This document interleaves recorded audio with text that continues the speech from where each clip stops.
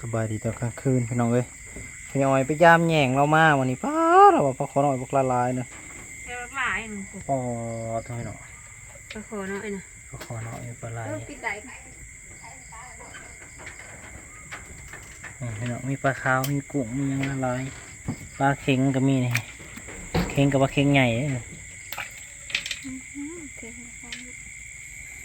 กุ้งก็ลายพี่น้องเอ้ยคนรอบนี้คือล่างเลยพี่น้องลงเบิดบเรือปลานะปลาบเรือเลยเอาแต่ตอนพยายามแต่ตอนหักก็ลงคือกัน ตัวเนาะ เค็ง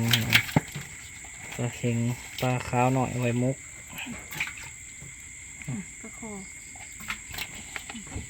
นี่สำนี่แหละปลาคอรุ่นนี้ ปลาขาวหน่อยสวยเอาหมอฮะ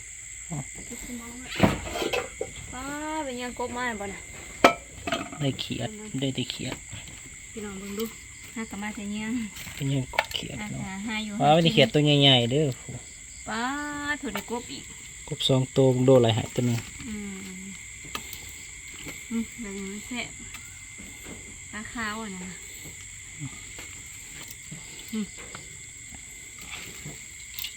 มันเด้อ ปลาโข เลือกปลาขาวเลือกกุ้งปลาขาวอันนี้ก็ปิ้งครับไม่เห็ดไม่หีบแน่นอนแล้วก็ปิ้งก็แซ่บ คิดว่าจะไม่ได้เลือกปูเลือกปลาหาได้ อาจจะจบฤดูกาลแล้วยังบ่ได้จบอยู่ฝนยังนำมาอีกปลาขาวขาวหน่อยหน่อยกุ้งก็ลายกุ้งยัวๆอยู่ โอ้ ปลาลงแล้วนะไปกันปลากำลังลุ่งเรามาบอกว่ามากินข้าวก่อนเราที่ลงไปใหม่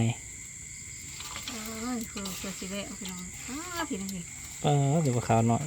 มกใส่ผักอีตู่นะพี่น้องโอ้ย ใช้สู้เขาบางงาน แซ่บ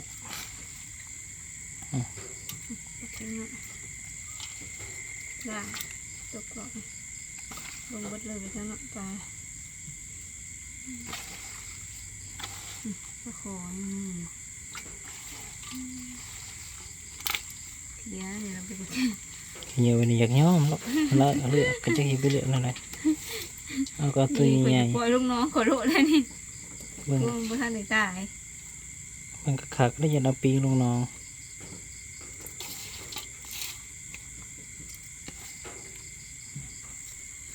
กุ้งก็งามอยู่ นี่คือสีเนาะเดี๋ยวเอาไปสักหน่อย ปลาขาว ลงรูปพี่น้องปลาขาวกับงามเลยเราก็เอามากินน้ำเด้อเนี่ยแล้วเราเอามาให้ในประเทศไทยแล้วอันเรามากินเขา เดี๋ยวจะลงไปใหม่เรา เราให้ยามมาซองเด้อก็เขานำไปใส่เองเด้อคือพยายามให้เขาก่อนบ่เราก็ทากับมือพยายามดิ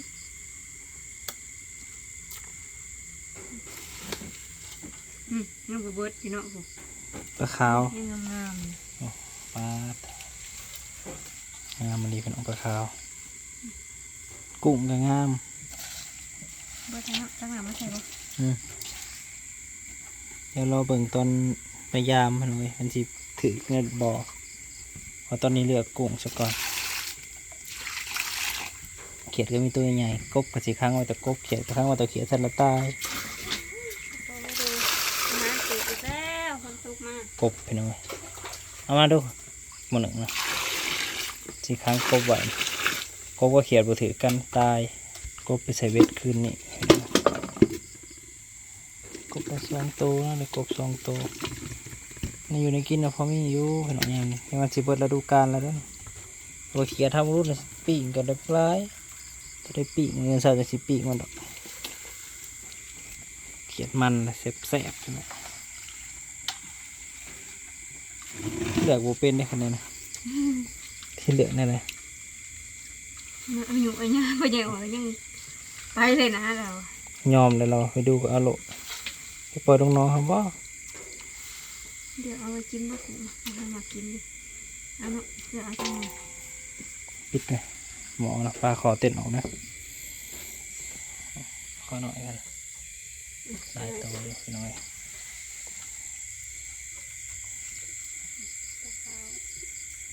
นกหนูต้องได้อีกไหมนี่จะมีงาม อืม ๆ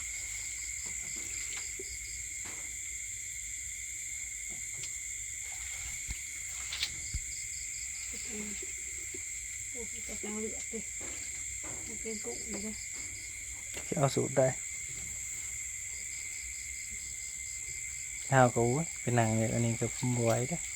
เด็กเขาก็เหงาพอแห้งนี่ไม่นางเลยกลุ่มจะงอกๆยังบูได้หรอก คนเรียกจะเมื่อบ้านต้องไปดูเลยเนาะสักเอาเนาะ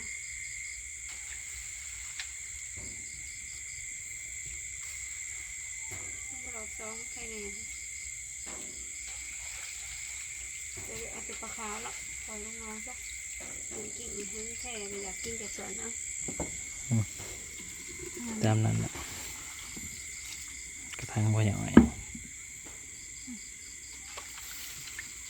มันมีใบใหม่ลายเลยโอ้ได้ยอม หากมันหนังงามดูมันร้ายผู้ขี้เนี่ยนะ จะมาเลือกมันเลยที่รับไปแล้วมาเลือกตะกุ้งตะปลาซิวเลยนะ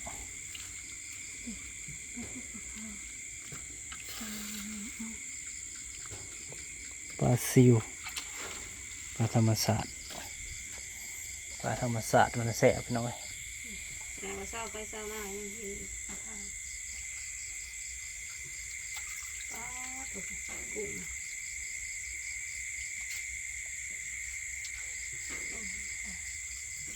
เอาน้ำมันออกไปใส่ขั้นค่ะมันมีตัวปอเลยสิ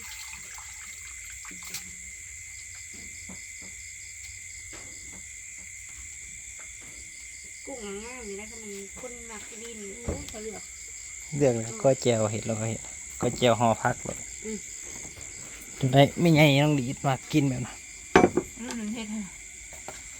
นี่หนึ่งเห็ดปัวพี่น้อยปั๊บ ไม่กินมันอื่น สุดยอดอาหารเกิดนะ เห็ดหัวค่ะทั้งกบทั้งปลาก บก็มีเนี่ยบริมีแต่นี่หนีมีผูก็มีกบโตเต้นออกพาหมอข้างหลังจะมาใส่เต้นโดง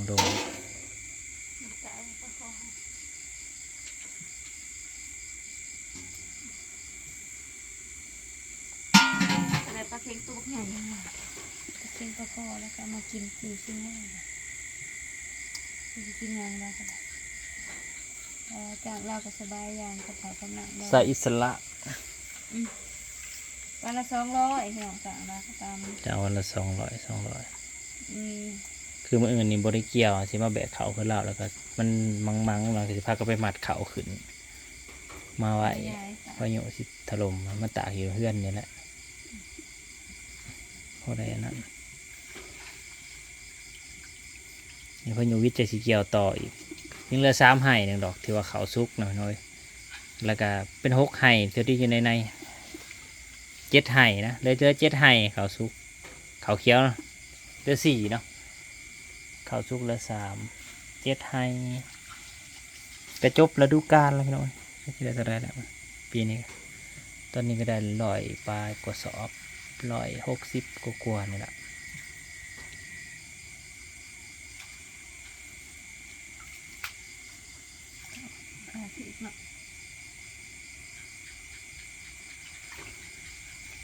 9 บาทก็ยังใช่เลยเนาะ